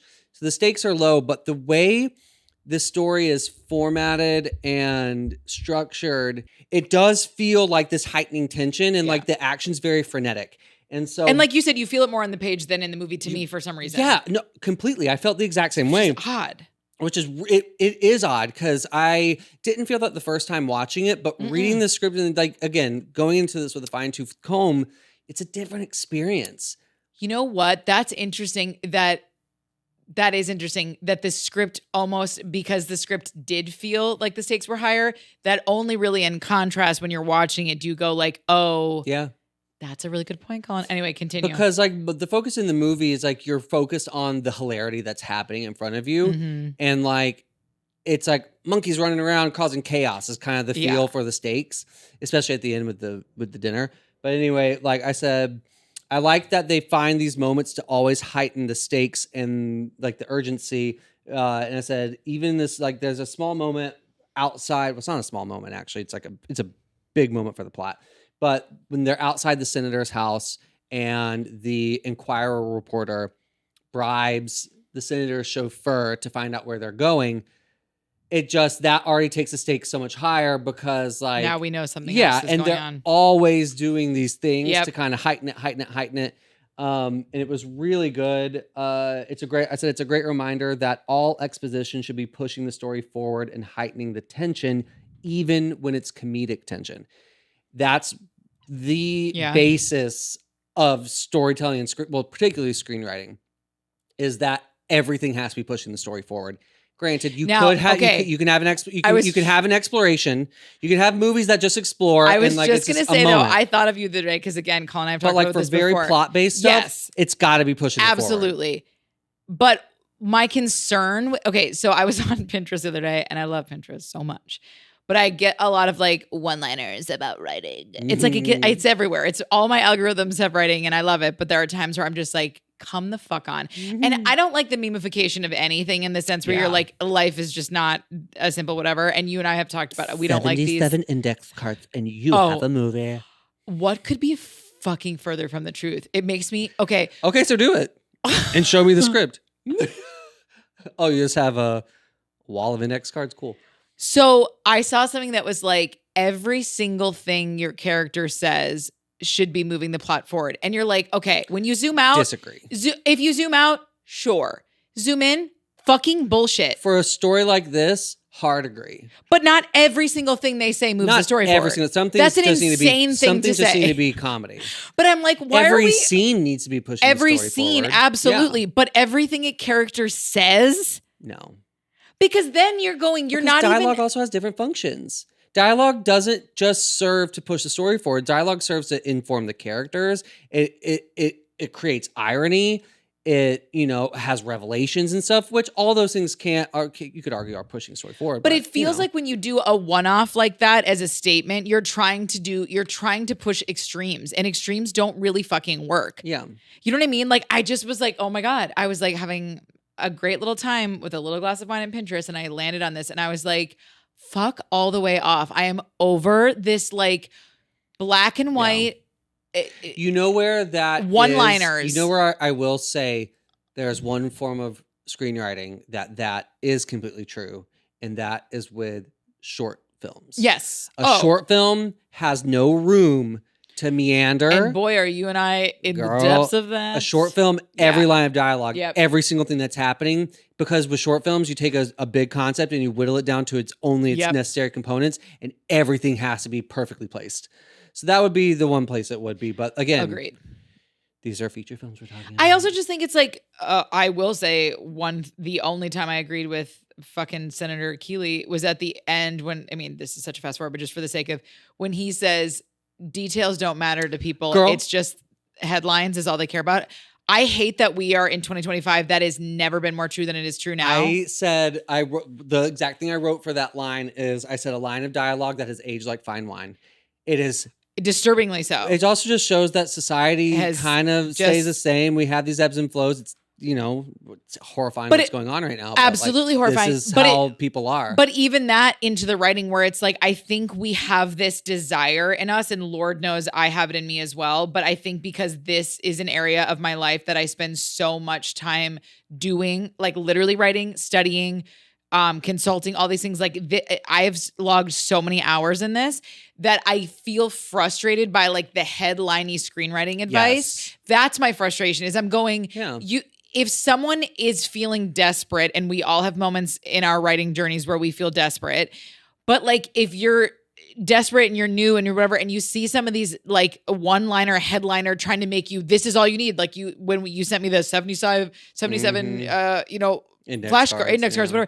It's just that shit is so annoying. And yes, I'd like to think most people have discernment, but I also think the internet it so often wires you to just lock onto something, but not actually question it a little bit. You're giving wrong expectations to people too. You're oversimplifying the process of what it means to create a story. It's a beast of. Sometimes stories flow through and they come through, but then even then you still have to do rewrites. Well, and also 1000%. And I also feel like the better research to do if you find yourself in that place where you are feeling a little lost or a little desperate as to like what makes a movie work or not work is find the movies that like light you up on like anything else and watch them over and over again and read the scripts. Yeah. That is actually a better teaching experience, and go and then ask questions about the script. Yeah. Why am I connecting to this moment so much? Why did this moment make me cry and I didn't expect it to? Mm-hmm. That is a way better teacher than every single line of dialogue must be moving your character forward. Yeah, mostly. But that to me feels like a little freaking devil on your shoulder going, is it moving it forward? And you're not writing good from that place. Because then if you're a new writer and you don't have the expanded perception of like having written a bunch of features or you've done the work, you've honed, you're like, continue to, build your craft. In your skill level, you're going to put these parameters on yourself, and then you're going to write really rote, really expository, boring dialogue because everything has to be pushing it forward. So every character always needs to be saying something that's pertinent to the story. No, because people say things that are pertinent, but they're hidden under layers of lies or euphemisms or all these different things, these gorgeous things that we've seen in these scripts that are so perfect. But, I feel like the other quote I saw at the same time then was, I think it was Stephen King, but I could be falsely equating this to him. Stephen. But it was something about along the lines of, I'm convinced bad writing only comes from fear, in the sense of like, if you are writing from a place of fear and you're in the back of your head, you're going, every single line has to push this forward. Yep. Guess what dialogue comes out of that?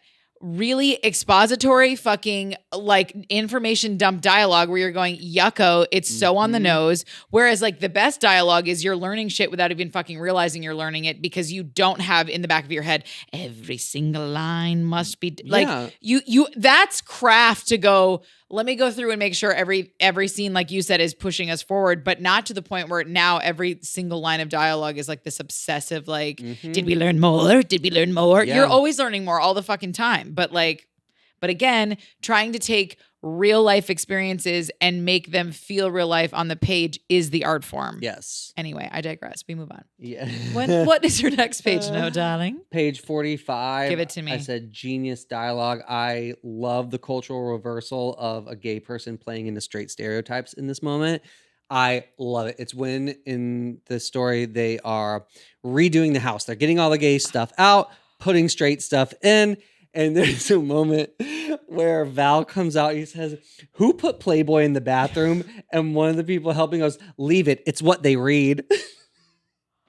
Like, It's referring to so straight good. people as they. Like this monolith, I die because that's so often done. Like you see that trope with gay people, like, oh well, they like that kind of thing. I love It's what flipping they on and telling read. that And he's it's like, what they "Don't read, add." and it's Playboy, like that these conservative people, it's so I love it, and that like these gay people they don't know as one straight person to be able to like think about what people should see. It's so good, funny. It's so funny, and not to mention like for when we get into the film notes, we can discuss it further. But like on the page, it's funny. But oh my god, this scene where Armand is like trying to help Albert at the first time, like be more straight, and the pinky, put your pinky down, and then when he's doing I pierced the toes. Yes, like it's just again funny on the page, but on a whole other experiential level in the performance. In the performance, it's the walk, the fucking walk, Albert's Literally, walk. He goes, actually, no, it's perfect. I just never realized John Wayne walked that way. Yes. Genius. It's genius. It's so good. It's so good. God, that scene. It's perfect. Perfection. Yeah. The lead up to it. It's perfect. How he's Albert is such a delicious character when he puts the cold water and it's like, oh, thank you. That is nice. And like he just like does these antics so that he can feel like he's reinforced by being seen by Armand, and then he'll find a place where he can meet you halfway. It's just like, but first he's got to fucking topple the table, make a meal, and but you also like when you do dive in a little bit more, you're like you see why. Yeah. Granted, it's done so over the top and so comedic, which is what's so fun. But that's why I feel like I so often with Armand was I was like, you do like you're always kind of. He is very selfish. Very selfish. That Armand. So very handsome. true. Robin Williams.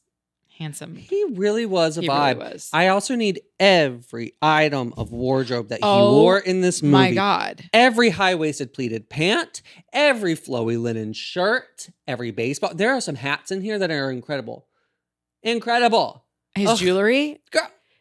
Need it all. Need it all. Need it all. I was like, Stoyle icon. Truly though. My next one was page 58. When's your next one?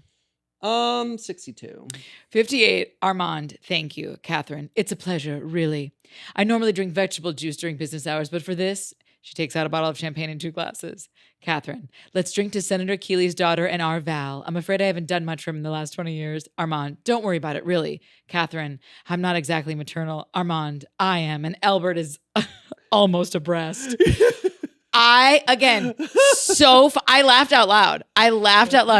Albert is almost abreast is one of the funniest lines of dialogue. Yes. And again, Robin Williams throws it away. He's like, I am, and Albert's almost abreast. Like, it's just there's a lot of lines that the comedy hits really hard on the page that Robin does just throw away. And it works. Brilliant. Yeah. Oh my God, it's almost abreast. I couldn't have loved it more. That's my last page note. Okay, Perv. I have a few more. It's mostly dialogue stuff, but like on page 62, I said even halfway through the script, it's really nice that we're still learning little bits about the characters through comedy. It's very smart. This is the moment when after Albert finds Armand in Catherine's office canoodling, and he runs out.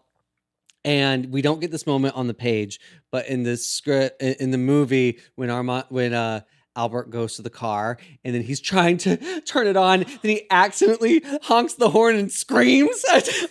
He has so many good scream moments where he's perfect. Just, it's perfect. It's so Trevor coded. It's so Trevor coded. It's perfect. But then we cut after that. We have Armand coming back to the apartment and he's like, where is Albert? And he's like, oh, I don't know. He hasn't come home yet. Agador's like, I don't know. He hasn't come home yet. And Armand's dialogue, he says, great. Then he's driving back from Miami at 20 miles an hour with the parking brake on. And I had to take the fucking bus. That like learning that Albert is obviously we see that he's an awful driver, but like the fact that he knows that he left the parking brake on and is driving 20 miles an hour, like there's something so deeply hilarious about that to me, that moment. They know each other so well. Albert is, he's perfection. Absolute perfection. Pages 64 to 66. I said the scene with, this is one of the few moments in the script that actually has heart Granted, it's heart through comedy, but it is Totally. a good example of. I think this film would have benefited from a lot more heart, but also I think that's probably just like the time period it was made, whatever. For sure. But there's the moment where Albert comes home. He sees all the furniture is gone. He's like, we've been robbed. They're like, no. And then that's when he finds out that we don't want you here. Yeah. You need to go. And he's like, fine, I'll go. The monster is gone. You're safe. But it's like heartbreaking. It is hard. It It was more sad on the page than the way that he played it in the movie because he's like so like over the top. But that moment's sad. But so then Albert is like, makes this whole spiel of taking his toothbrush and he's going to the cemetery and you'll never see me again. And so he's like, I see what's going on here. You're taking your toothbrush to the cemetery. How very Egyptian of you. Like, what? It's genius. But then we cut to. And he's like, you're packing light. Yes. He leaves. And then again, you get this great moment of Armand. Like, he's annoyed with him. Armand kind of knows he was in the wrong. With the whole Catherine thing, and Armand always does go after Albert to win him back because he really loves him. He does. But then there's this moment where they're at the bus stop, and there's a couple moments before where Albert had been asking for like palimony papers so he can be legally, have the rights to so they're technically married or whatever in the way you would be. And there's a great scene where Armand finds him there at the bus stop and hands him the papers, really and he's like talking about the shitty cemetery that Albert was going to go to, and he's like, "Well, I'm going to have to sell my plot in wherever so I can be next to you, so I never miss a life." Really, really nice cemetery that I was going to be buried at. Like, and he's like, "You know what? You're right. You are ridiculous, and people do laugh at you, but you make me laugh, and like I'm going to have to be buried next to you now because I'll never miss a laugh." And it's like. Very comedic, but it's still that moment that was like, this is sweet. On the page, I found it a lot sweeter than it was in the movie. Yeah. Because it's such a blip in the movie. It's like, okay, we've got to have this moment, then we'll get back to it. But I thought that was nice because you can have, and you should have heart in your comedies if it's the right tone. Agreed. But that, we've talked about it before, it's the secret sauce for comedy. 100 heart and humor are always hand in hand. I agree. It was a little bit more sentimental on the page, whereas it was a little backfooted in the way that it was done. It's still sweet, just in that it's nice to see Armand like finally acknowledging on a different level, like, and that he's had these papers before he asked for them. And then when like Albert's like, well, is it it's mine, or did he's like, who cares? Like you are, it's my home because you're there. Like exactly. The dialogue is so sincere and it's delivered very simply, but like it's definitely a moment that is needed in the script for sure. Yeah. Because it does get to a point where you're like, it starts to get kind of tough to keep seeing them betray Albert. Yeah. You know what I mean? Yeah. Even though like, yes, it's a runner and yes, it is done a bit much in my opinion. I feel like they could have found maybe one other way to get him to leave that had nothing to do. Because it was like, they just kept hurting his feelings in a way where I was like, that you needed to see some level of Armand meeting him and going like, I love you. I value you, whatever. Yeah. And again, like to bring this up, I really would have loved to see them address the homophobia of that. Yeah. I would have loved to see Val address that fact that he has been like true. That is textbook homophobia. He's scared of someone seeing his super feminine presenting other father. And like, that is homophobia. And like to see him reckon with that instead of having this moment at the end, like you said, when he's pushed into a corner or back into a corner, has nowhere else to turn, but then he finally does the right thing. Anyway, whatever. Page 69, I said, Val really pisses me off, but him being 20 works well because it's easy to give him the benefit of the doubt, wanting his parents to be different than they are. But that's the point in the script that I was like, I'm over you, Val. Fuck off, Val. Like, I can see like it's hard for you, but like, get over it. Like, get over it. Especially partially because when we first are introduced to him, he says, I'm the only one I know who grew up that wasn't in a broken home. So when it's presented, because we don't know him yet and the way it comes out, it feels very genuine. It feels like he's being very honest that his perspective, well, like you said, of course it had to have also been tough for him, but he chooses to be like, I wasn't raised in a broken home. That it made you go all the more like, why is it so easy for you to ask this of them? and not once question it, and then keeping a brat about it. That's where it's like, I just wanted one moment before the big, this is my mom at the end. I wanted one moment where he was starting to go, this is why, what the fuck? What did I do? What did I ask for? Especially even when Albert is the one saving the night. Albert's the one saving that's what I mean. the dinner. And then they're still sitting here freaking out that Albert is playing into this conservative trope with this conservative man saying all these crazy things that this man's clearly loving. Senator Keeley is eating up everything that Albert says, which is obviously the ironic comedy of it all. Yeah. That he's clearly attracted to this quote unquote woman who's actually a man in drag. This is a moment on page 71, which is a line that to me made me laugh out loud on the page, but I did not find as funny when it was acted by Robin Williams himself. Which Armand says, "So this is hell," and there's a crucifix in it. On the page when I read that, I died because there's this whole thing of like they put a big crucifix up in the living room and it's really ridiculous. And anyway, page 73, I said, I love how the writer winks at how trying to I love how the writer winks at how trying too hard is more of a giveaway than just being yourself. This is when Albert is meeting Senator Keeley for the first time. And he was saying before, like, you got to have a strong handshake as a man. And it says he thrusts his hand out from his shoulder, his wrist rigid. Senator Keeley blinks at the Frankenstein-like gesture, then holds out his own hand. They shake. And then after that, he's like, you got quite a vigorous shake there. He's like, well, you got to in Greece. But I loved that, that moment. I wrote that one down. Yeah. You're just being just a little too much. Yep. And that's a giveaway in itself, which is fun. Greece. Like, ugh. And then my last one is page 105. I said, a line of dialogue that aged like fine wine. And yeah, Senator Keeley says, Luis, the people of this country aren't interested in details. They don't even trust details. They just trust headlines. What could be more true? What could be more prevalent right now? Especially in every way. In the TikTokification of news media. Everything is small little sound bites that are meant. All of it. And it's all crafted to get your fight or flight going. And it does. And smart people are no longer taking 2 seconds to go look. And it's terrifying. Yeah. I digress. We digress. Okay, so into my movie notes. A lot of these things we kind of already stepped on. But when Albert reappears, so when he goes on stage after finally being like convinced to go on stage, and then Val comes, we have the moment with Val, and then Val disappears. And then Albert reappears in that completely different number where he's like almost dressed like a doll. Like the like the vagabond. The vagabond. So good. The way I literally I burst out laughing. Like it was again like so thrown away. But it's like you leave him in this like safari thing. And it's so funny. And I also love that you see how fantastic he is on stage. I loved that. That it was like, no, like he really is a star and like he's so fantastic on stage. And the way he's like, interacting with the crowd, it's just, it's so fun. Like you get to just trust, he's so good at what he does, which is also what makes him to see a Starina show. Playing the mom at the end. You actually feel like he can pull this off because you're like, no, he's a performer. Like he's got this.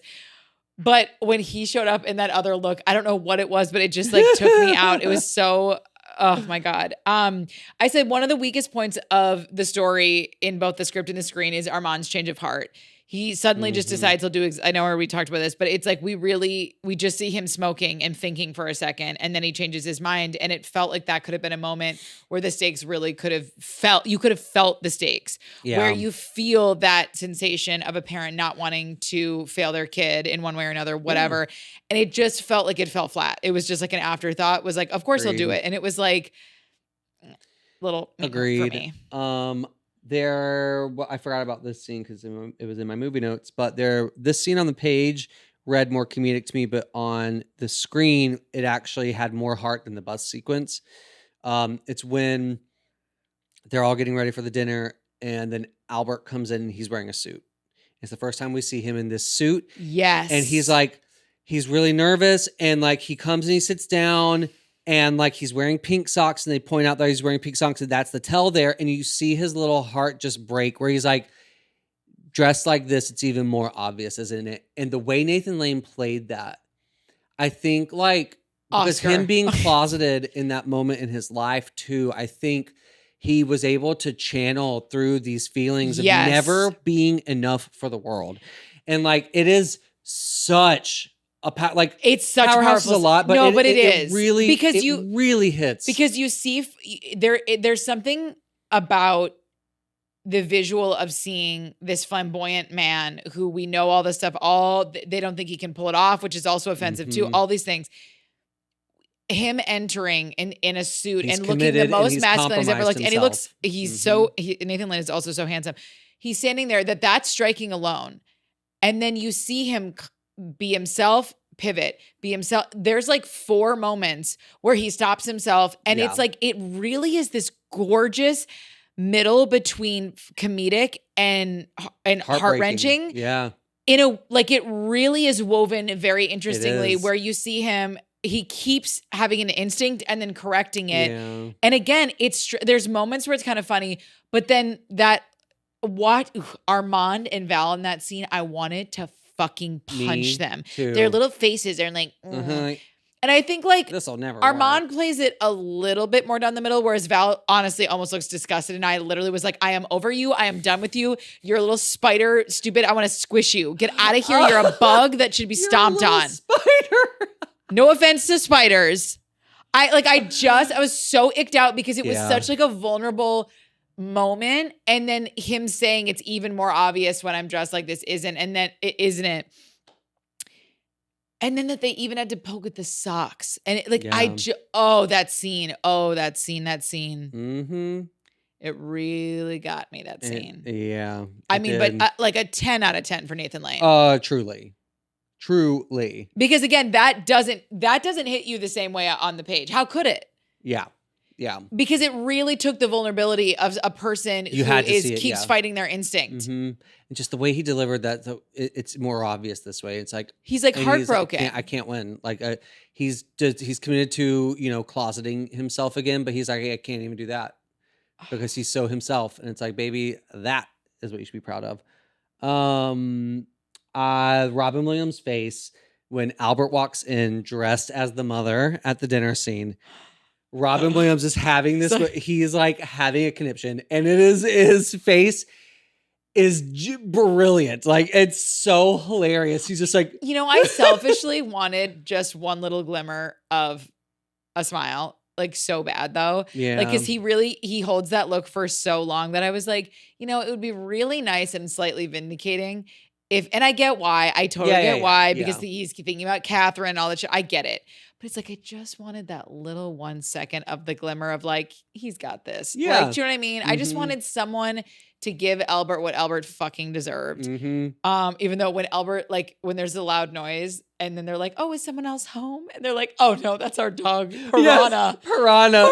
And you hear him go, oh! From the way he swoons throughout this, and he's like, oh, like after he's walked out and before the scene where he's teaching him how to walk and be a man, he's outside the thing. He's like, and Armand clearly knows he has to play into the drama sometimes to get Albert to come back down. Because he's a director. Like, oh yeah, it is hot out here. It is, and your heartbeat is quite fast. And in that moment, Albert, then his knees buckle and he's like, oh, and like, it's so brilliant. It's so brilliant. So hilarious. And the moment when they go, men smear. Oh, I pierced the toast. I literally it doesn't matter. You pierce the toast, you get another piece of toast. Like that. I literally was like, I want that moment on a loop. Yes, in heaven. Men smear. Men don't dab. Men smear. They smear, and not with a spoon. Like, yeah, they don't jab. Like, but the way that they just go back and forth with that, like the men smear. Like. Oh my God. I just absolutely fucking love that moment. Yeah, I literally said when Albert comes into the room dressed in a suit and Armand and his son are sitting watching him, Albert's constantly correcting himself. First off, it's incredible acting, but I said that fucking son, my God, I hate him. Mm-hmm. Okay. Talk about Hank Azaria. I wrote, oh my God, when he yells Agador and then his son goes Spartacus and Armand goes Agador Spartacus. He insists on being called by his full name. And the way Agador clomps in with those shoes and then he gives his expression like, yeah. and then fucking bows. It's literally physical comedy gold. It's Truly. like not on the page. Like it's like not on the page in the same way. No. The clomping of like doesn't know how to walk in fucking Agador shoes. is funny on the page, but like everything Hank Azaria brought to that character is beyond brilliant. And also for a straight guy, incredibly brave. He's in little thongs. He's in tiny booty shorts. Like he has a shirt at one point that says straight looking that I die for. Perfect. Or like the point where he's singing something in the he's like, she works hard for her money. Yes. Just all the flowers to Hank Azaria. All the flowers. And like the soup that it's like he's like the peasant soup it's a stew. When Armand, his head is up against like the refrigerator and he's going, he didn't make an entree. And he's like, the stew was the entree. But the panic of just like that feeling you'd have of being like, there's no entree. Yes. And I will say it's so small, but the comedic moment in the film when, well, first off, them trying to figure out what the Greek boys are doing on the bowls. It's hilarious. And then he just pours the soup in so they can't see. It's one of those great. It's so good. Like one of those things you can only do in a comedy. Because they just like fixate on it in a way that like you just wouldn't in real life. Like you just wouldn't. It's again heightening stakes and urgency with comedy in a way where you've set this world up to be ridiculous that like you fully suspended your disbelief. And it's hilarious. It's so funny. And they're like, I have a girl on mine. Don't you have a girl? Don't you see a girl? Like, so funny. But then they all try the soup and then they all go for the bread. Yes, at the same time. It's like so small, but it's so delicious. Mm-hmm. It's so good. I'm kind of sad they took out the line from Catherine where she goes, who made the soup? And they said Agador did it. And she goes, and it's delicious. I know. That's on the page. But I loved like the fact that one person I thought so too. I was bummed they took that out too. There's also a funny part where it's not in the movie. And I understand why they took it out because like they streamlined and made it a lot quicker for the movie, even though the script reads really quickly.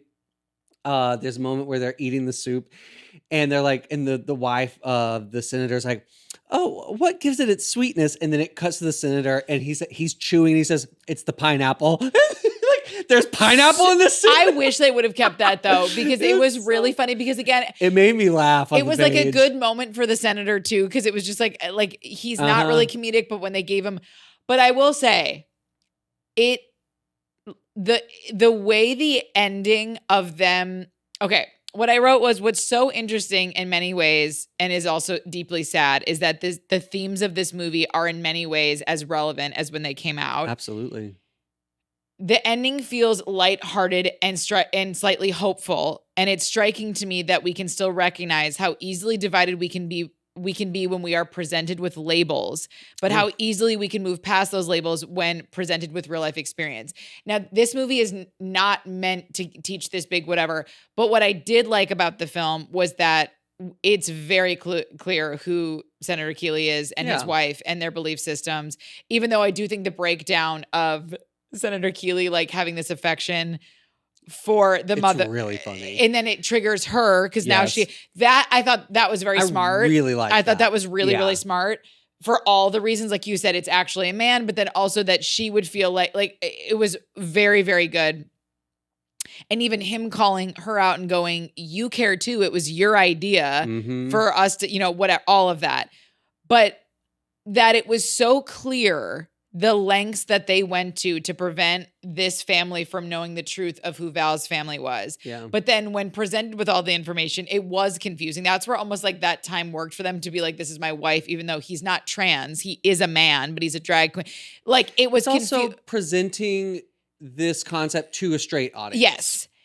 But it worked in the way when he's like, I feel insane. Like it was funny because you're like, you would feel insane as that person because you'd be like, wait, what the fuck? Which, by the way, like who's the boy, who's the girl thing is still things that are said to gay people. Which makes me literally want to scream so hard that nothing comes out eventually. Like I can't even. In fact, that moment I was like, ugh, I hate when they kept saying the wife. I was like, no, they're just like, ugh. Especially given the time period. I'm like, they kind of had to do that. Yeah. But nonetheless, that like, okay, so he's confronted with his worst nightmare, essentially. Like, we came here to get away from the scandal that I'm like involved in. Now I'm in, which is insane, but he's in his worst nightmare and he's stuck. And I love that he's literally stuck in this building. And instead of seeing some angry, scary blowout, which could very likely happen, where the comedy worked for the heart of the film was that now we're all stuck in this tiny little space. Yeah. Everyone's drinking, everyone's feeling a little like whatever.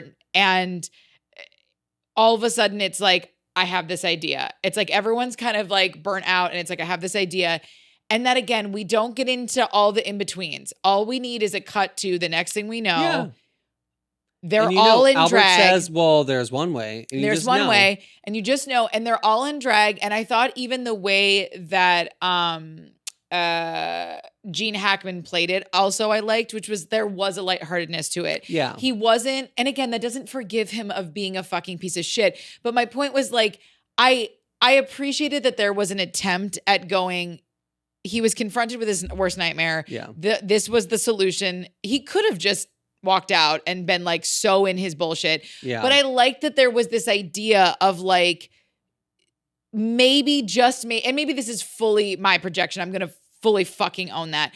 But that idea of going like so often people hate things that they have never, they've never met a gay person. They've never, and it's so easy to other someone and demonize them and put all your fears into them. Yeah. And Lord knows, do we see that it's an endless theme that goes on. But that in this, it was like he was that clearly very quickly, even though again, he was worried about all this stuff, that they put the whole family in drag and that they're dancing. And then he's like, it's this dress. I told them I look fat in this dress. That it was like, you got to see that there was like, some, do you know, maybe this is me trying way too hard, but I just felt like. That's the point of it. But it's then that when you're confronted with your fears and they're no longer fears and stereotypes that you've internalized and you're confronted with a person in front of you, across party lines, by the way. Yes. When you are confronted with a person, you see that at the core, in general, just a person. Most people have way more in common than we have apart. It's a cliche at this point to say that. Totally. But like that is the point of this, is to show that, you know, and then that we see they do get married. People are people beyond their opinions and beliefs. Yeah. This doesn't mean that Senator Keeley changed anything else of what he was legislating for. Like, I feel like today you'd probably telescope more that like he changes his views on policies and stuff like that. And at least a little or something. And that bringing people together, you know, dissolves party lines. But that is literally the point of the film, is that when you meet people and you get to know them, most people you're going to like, potentially. Yeah. And it's like, again, done through comedy, lightheartedness. Again, they certainly weren't trying to hit messaging so hard that you're like, you know, punched. But like, I liked that it ended in a lighthearted, hopeful way, because they didn't have another hour to dissect it. It's a comedy. It's this, it's that. But then that the follow-up was that they got married. So because they kind of, before they're confronted with the fact that the senator can't leave, they're essentially like, he's like, your marriage has to ruin all of our lives, which is so ridiculous. But then you see her, that's what he would but say. It's what he believed. Yeah, exactly. And that you saw that pain on Barbara being like, and then when she says, I really would have liked for you to have like, for me to be part of your family or you're my family, whatever. But that you see her be so devastated, but like seeing like, she feels like she's in an impossible situation. So it's like, we're left in that moment to think that she's not going to get their blessing and she feels that she needs their blessing. So she's not going to marry him. That like that moment of the senator and the family needing to dress in drag, needing to do this thing that they have so much judgment for and having a kind of lighthearted experience around it. And then our next cut being them getting married made it feel like it spoke to a greater expansion happening. Of course. Yeah. Without needing to make a meal of it and make some huge political statement, but more so in the lighthearted life way of going like you said, when confronted with these things and these labels, but really you meet the real person behind it, there often can be a softening. Yeah, and then to see that the people that you branded as your enemy or like freaks or whatever, and other are the people who are then going to be the first ones to help you when they didn't have to help them. They could have said, walk out there, ruin your career's ruined. But no, Albert makes an effort to say, well, no, we're gonna help you. And then at the end, like it doesn't, and again, none of this is explored, but it's like when even in the like the tag during the wedding scene, when the credits are rolling, it's not like they are even trying to show that these families are so blended now and they're besties or stuff, but there's tolerance there. Absolutely. And it's like, you don't have to love and be buddy with everyone, but you should be tolerant, you know? Absolutely. And it is like, Yeah, it just sometimes it feels like the 90s were in certain ways a little further along than we are now. We've gone backwards a little bit, and I wonder what that could be. But yeah, that's it for me. But it's same.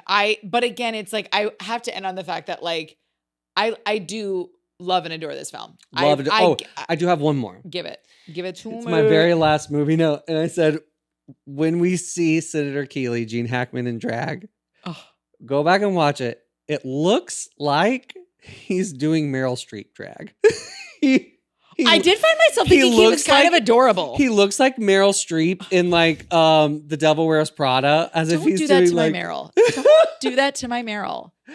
Well, not that Meryl looks like him. It looks like Gene Hackman's trying to be Meryl Streep in drag. I do. My first thought when I saw him with drag was like, he's kind of adorable. Yeah. Which was shocking to me. By the way, what fucking drag choice did they give to Barbara? She looks insane. She is the monster that crawled out from under your bed. She is Gollum. She's terrifying. By the way, and for the record, ladies and gentlemen, she is a beautiful, beautiful girl that it felt like they did a hate crime on her. The drag is so, the makeup's so severe. Her face is white. Hideous. Everyone else got good drag. She looks crazy. Liza Minnelli wig too. She looks like a bad fairy. Yes, a horrifying fairy. She looks like a fairy that you fucking reanimated from a corpse. A dead fairy reanimated. I and literally, she's like dancing around, and I was like, I don't like it. No, it's not Halloween. No. Also, it's funny to see how far drag has come, like with the makeup and stuff. Oh my god. Mm-hmm. But yeah. Oof. Okay. Do you have any daddy do's or don'ts? I have 3 daddy do's and 1 daddy don't. Oh, I have 2 daddy do's, 1 daddy don't. Here's my daddy do's. Okay. Daddy do number 1. Daddy do set up a comedy with energy and quick action. This movie exceeds at setting us within the world quickly and hilariously. We're able to learn who the characters are and what to expect from them in a flash and with no friction. Daddy do number 2. Daddy do leave lots of room for dialogue when writing a comedy. This script is 124 pages, but it moves because the dialogue is rarely broken up by lines of action, which keeps up the pace and doesn't hinder the energy created by the fabulous dialogue. If you can execute comedy like this, don't get in its way. Daddy do number 3. Daddy do hone your plants and payoffs and irony. This movie excels at plants and payoffs, like on page 25. I love how they set up Senator Keeley's conservative Republican beliefs and then roll out the exposition that the young black prostitute about the young black prostitute confirming his worst nightmares. It's brilliant comedy because it provides revelation, irony, and social commentary all rolled into one on top of being hilarious.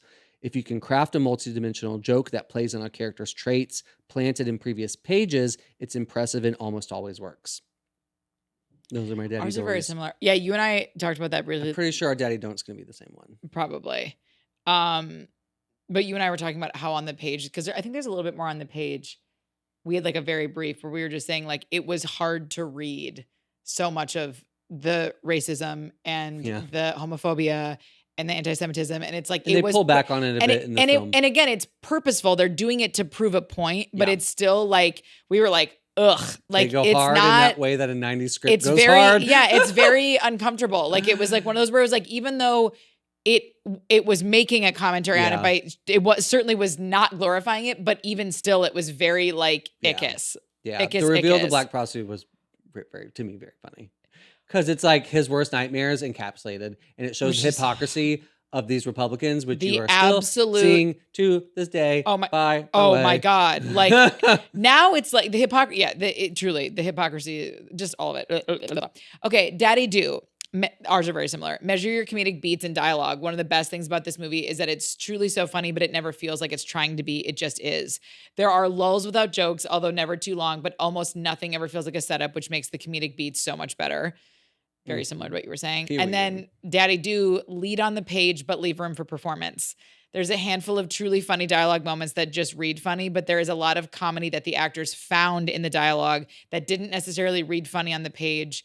and it made it more compelling storytelling to me. Absolutely. And you and I have talked about that before too. Like when we're writing together, we're like sometimes like leave room for the performance. Like even in your parentheticals and your directions, like if you know you need a moment to be a certain way, put it there.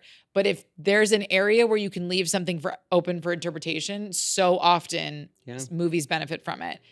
That's it. What's your daddy don't? Daddy don't, one and only. Daddy don't name main characters with similar sounding names. God. Armand, Albert, and Agador are seen a lot, especially in the first 15 pages. Arguably the most crucial pages for a script, and each of them have similar names, and it's a bit confusing for the eye. Reduce friction for the reader whenever you can. Daddy don't have your 3 major leads all have a name that starts with the same letter and sounds similar, and no physical descriptions. That was my biggest hang up. Yeah. Woof. And you know I did look funny? It up. It's different names in the stage play too. Okay, but you know what's funny? I wrote a script, one of my first scripts, like many, many moons, like a long ass time ago. And I remember I had 2 leads that both started with J's. No, 3 leads that all started with J's. And I remember one of the Jubilee notes I and got. Jackson?